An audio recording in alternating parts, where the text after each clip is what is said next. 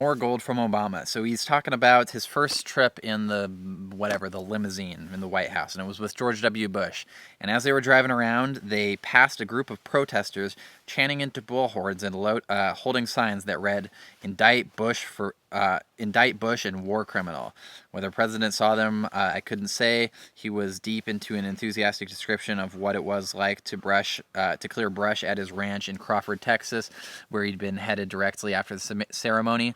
But I felt quite angry on his behalf. To protest a man in his final hour of the presidency seems graceless and unnecessary.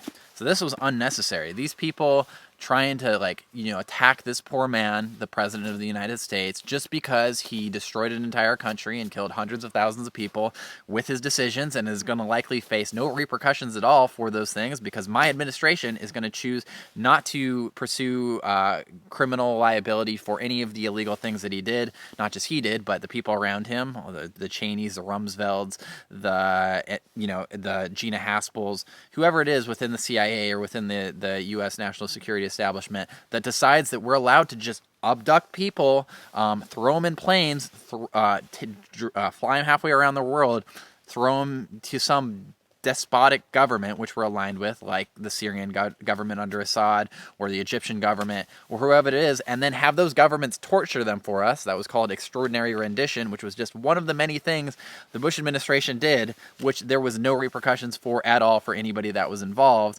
Not to mention Guantanamo Bay, or the suspension of habeas corpus, or the invasion of Iraq, which is again the chief international war crime according to the Nuremberg tribunals. The number one war crime is illegally invading a country, because all the other war crimes that follow from that were the result of that original invasion. That's what George Bush did, and the amount of bodies stacked to the mountains would be hard to quantify, but it's certainly 6 or 7 digits worth.